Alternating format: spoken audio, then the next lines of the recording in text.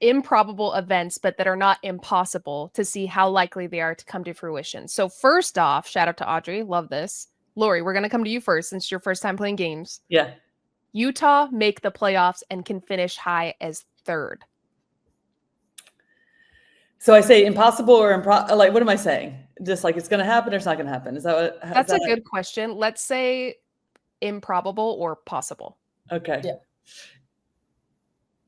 Well, it's both, but improbable. Improbable. I love their run. We saw this last year. They went on the streak at the second part of the season. Tanaka finishing just galazos, but I'm going to say improbable. Yeah, I mean, they've only got 18 points. Yeah. I think, and not only that, like I'm gonna melt. Like I'll definitely be like, what? Yeah, you just like you have to also look at like who's in front of them. Like it's almost like we can take that team out and maybe put another team in, as far as like, we can put like Houston Dash there, right? Instead of like Utah Royal. Like, so I just think with the time that's left remaining in the season, they have 3 away games out of the who's 5. in front of them. I think, is it improbable? Sure. Do I think it's gonna happen? No. Nar. We're all going Nar. Utah has surprised us, and we did have a lot of Utah players in our best weekly 11 last week. Shout out to the people in the chat who's saying there's a lot of Utah slander. There isn't. A lot of them are in fact, Tanaka was in there twice. So they're killing it. They're killing it. There's no rules to this game. Exactly. But no, they're not placing third. Sorry. A little bit too late. Okay, Sandra, our resident Chicagoan. Ludmila wins Golden Boot. Oh, wouldn't that be so? That would be that would be like absolute insanity hours. If you are at a very like you're basically bottom table team, and like you have a player who somehow goes off and wins the Golden Boot. But it's crazy because you're like, where is, there's 13 for Chewinga and Esther, and Ludmila still on 10, I believe. And it's just like, okay, like she'd have to have like like a hat trick, or maybe even 2. And then you're like, that's absolutely impossible. But then you realize that like she already did that, and she's gone on like a scoring tear, and really like 20 minutes.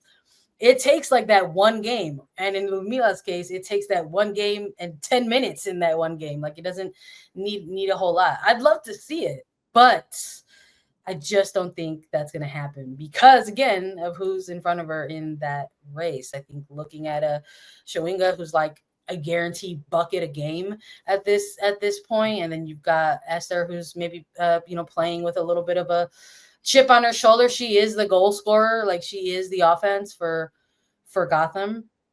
There's ways in which those players always seem to find themselves on the ball and in good positions to score.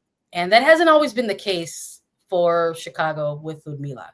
It took a very long time for them to get to that point. So I'd love to see it, but I don't think it's happening. Lori? Same. I would love to see it too, because you could listen. I just think it highlights her skills, but also what one player can do. I love Darian's face right now. She's going. Listen, I'm looking at the remaining 5 games. What if she goes off against Kansas City tomorrow? Hat trick? Is this what we're saying? That'd be crazy. That'd be crazy. This is the one where I'm like, they might get mollywopped in that match. But Utah Royals, Louisville, San Diego, Angel City. Yeah. I'm saying there's a chance. Yeah, there's a chance. And I think like when you look at some of those performances they have had against those teams, not great performances by the Stars. They've always, for some reason, have found struggle against Racing Louisville.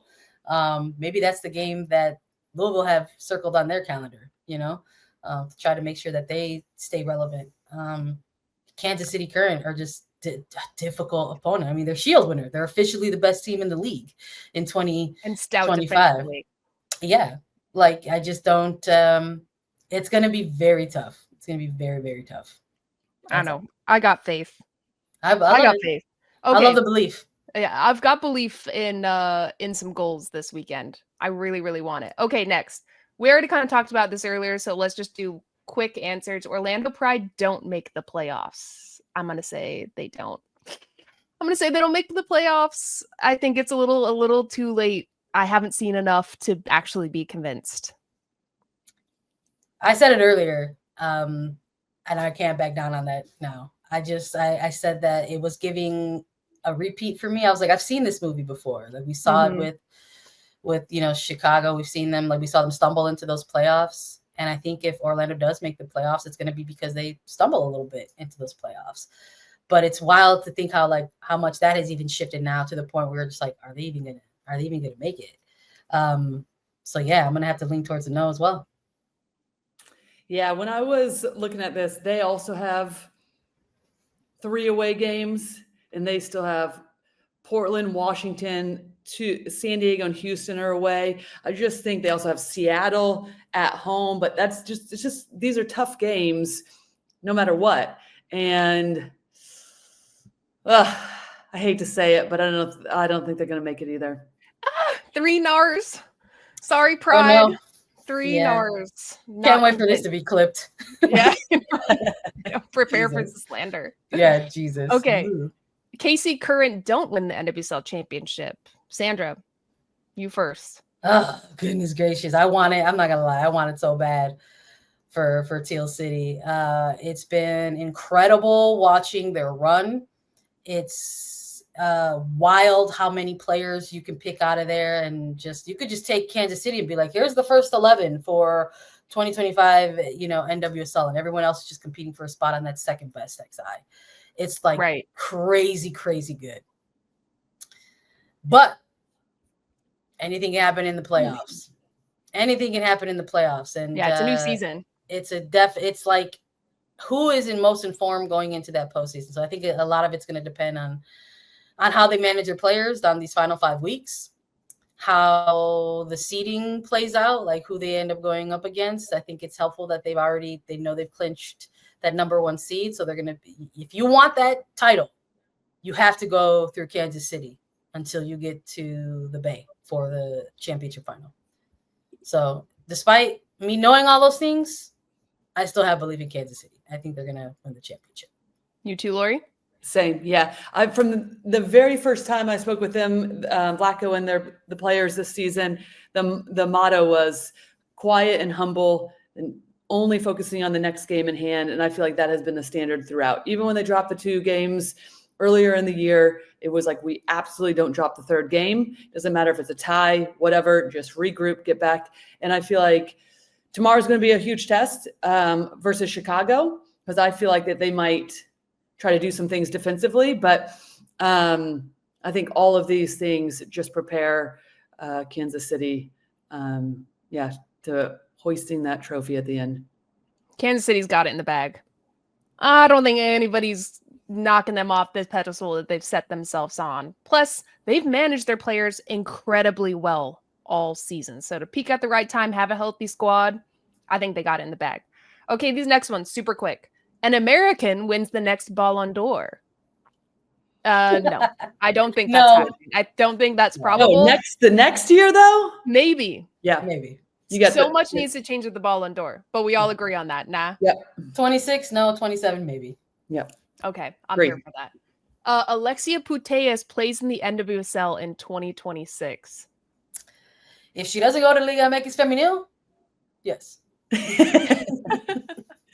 I say also similar to the Ballon d'Or is no, but maybe in a few years. Yeah. Maybe in a few years, not anytime soon. I can't even imagine what team she would go on. Maybe LA? Maybe LA, maybe Awesome. Bay. Yeah.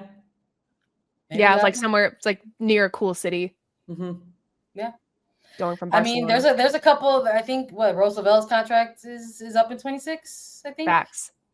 So, yeah, maybe. And with Juan Carlos, another Spanish Esther. coach. Esther. Yep. Yeah. We'll see. It could happen. All right. Last but not least, Lindsey Horan joins Denver Summit for 2026.